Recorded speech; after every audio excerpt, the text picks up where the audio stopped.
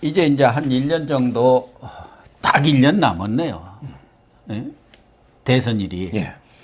그래서 이제 앞으로 윤석열 전 총장이 퇴임 후 어떻게 정치 행보를 걸을 것인가. 네. 어쨌든 윤석열 총장이 사퇴한 이후 정치권 또 대선 판도가 어떻게 보면은 전반적으로 리셋, 새롭게 재구성되는 것 아니냐는 인식들을 지금 주고 있는 것이고, 그렇게 지금 바람을 불고 있지 않습니까? 바람이.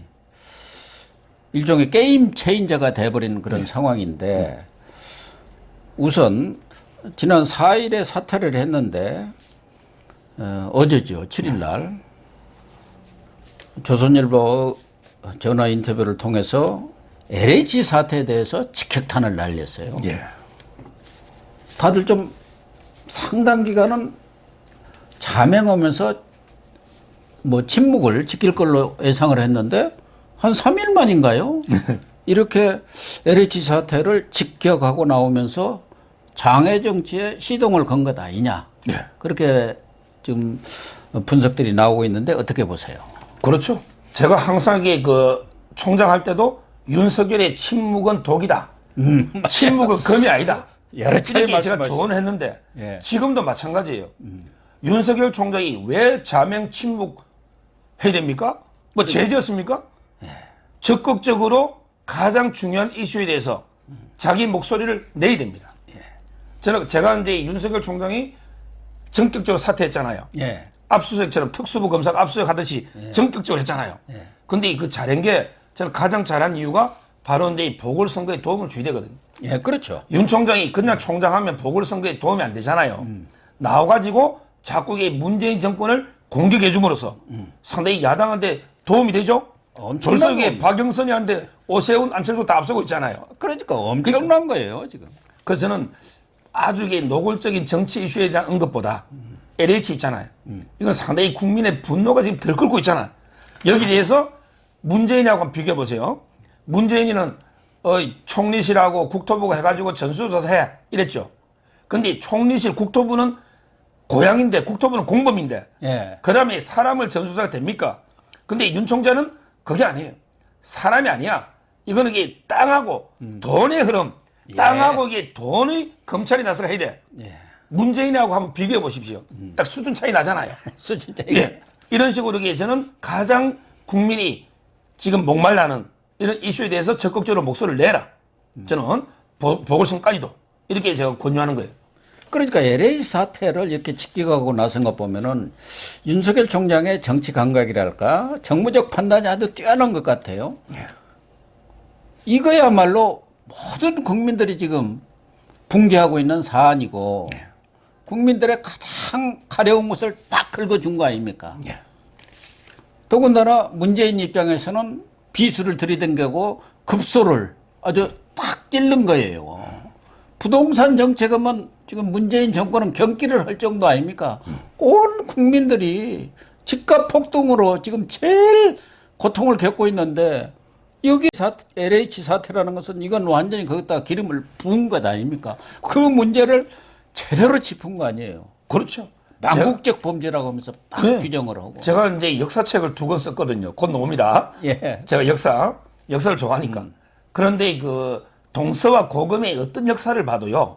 이거는 불변의 진리가 국민의 민생 문제 있죠. 네, 민생이죠. 먹고 사는 문제를 해결 못한 정권이 망하지 않은 정권이 없어요. 그럼요. 이거는 뭐 이념의 문제가 아니고 예. 어느 정권이든. 그러면 이제 먹고 산다는 게 의식주잖아요. 그래서 저는 윤 총장이 그 지금 부동산 문제 이걸 찔른 거는 아주 핵심에 맞고요. 근데 제가 항상 그 문재인이가 초창기에 우리 문재인 정권은 부동산 하나만은 자신 있습니다. 그렇죠. 그때 제가 방송할 때 뭐랬어요? 저 문재인 정권 부동산 때문에 망한다. 왜? 문재인 말은 반대로 항상 해석하니까.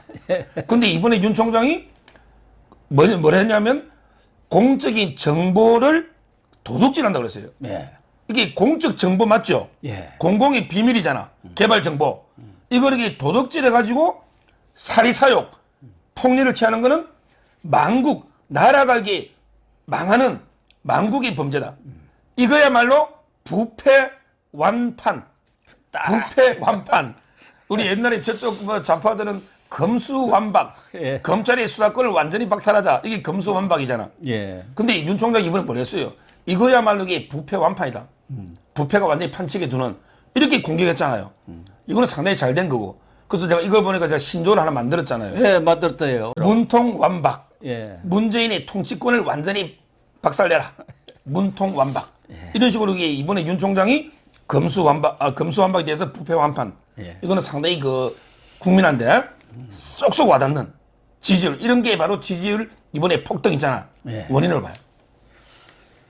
그런데 윤석열 총장이 뭐 특수부 검사를 오래 했고 또 그 행동을 하는 것을 보면은 뭐 의회성이랄까 사람들이 생각하지 못한 것을 탁 치고 들어가고 그렇잖아요. 압수수색도 보면은 조국 집 팍 치고 들어가니까 다들 깜짝 놀라 자빠진 거 아닙니까?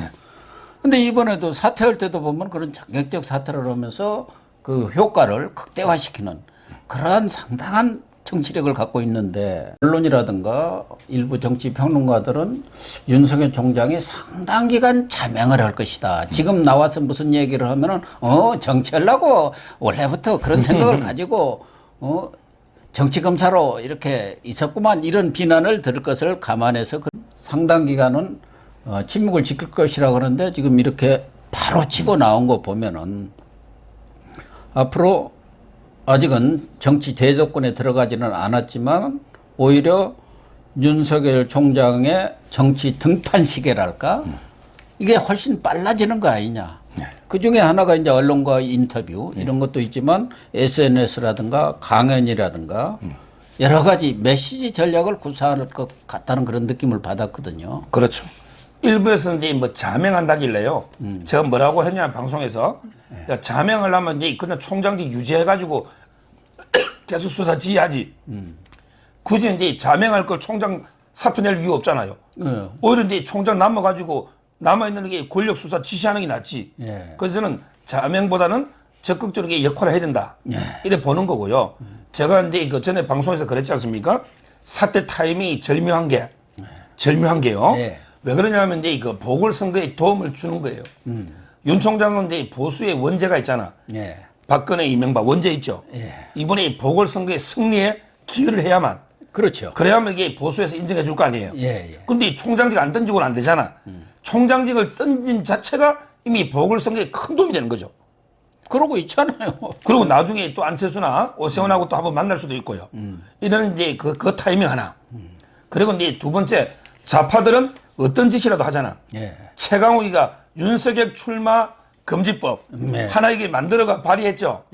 우리가 볼 때는 이게 소급 입법이니까 말이 안 되잖아. 근데 그 최강욱이나 민주당 하거든요. 부책에다가 소급해가지고 다 적용되면 윤석열 못 놉니다.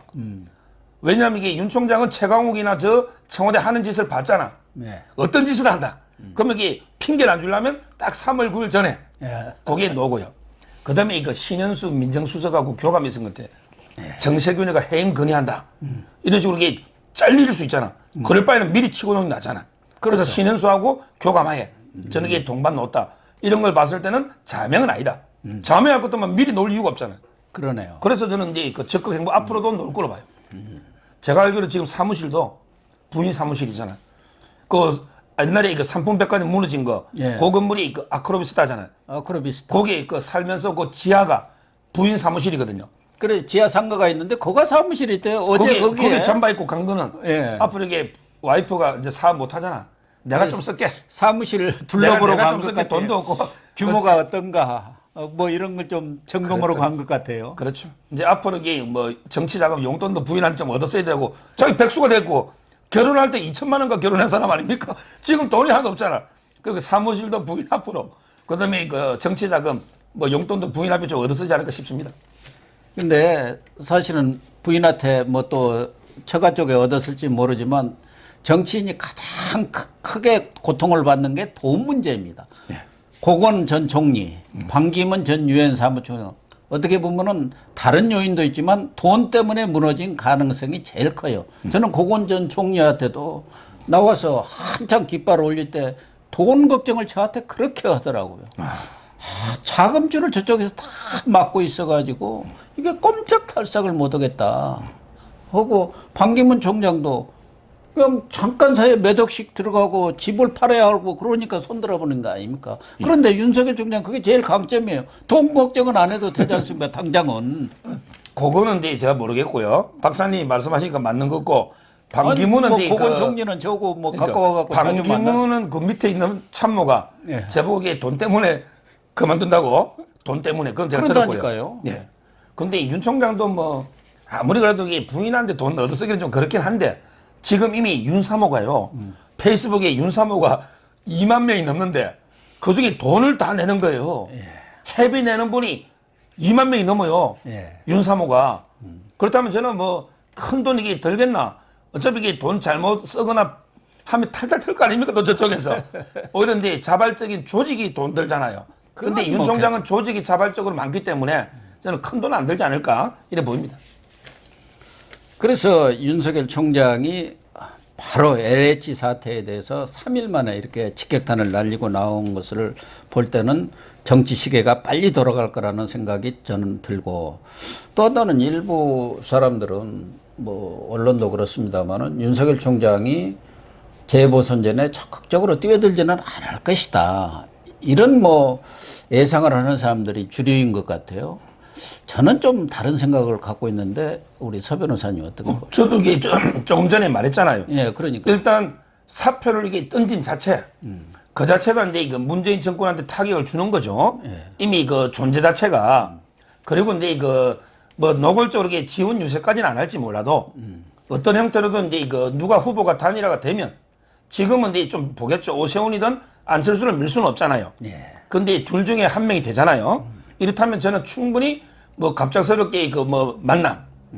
옛날에 대구시장 권영진이도 20분 기다려가 윤석열 대구지검에서 만났잖아요. 예. 이런 식으로 이제 그 메시지를 주면 뭐 충분히 도움이 될 수 있고 그걸 떠나서 이제 윤석열 총장이 계속 정권 공격하는 이런 메시지 자체가 저는 상당히 보궐선거에 천군만마 큰 도움이 되거든요. 따라서 어떤 형태로든 저는 상당히 그 선거에 개입해야 돼요. 그래야만 이게 또 나중에 선거 끝나고 윤석열 사단 당을 만들든지 뭐 제3지대 어떻게 하든지 간에 만들려면 선거에 도움을 줘야 되거든요. 저는 어떻게든 역할을 할 걸로 봐요.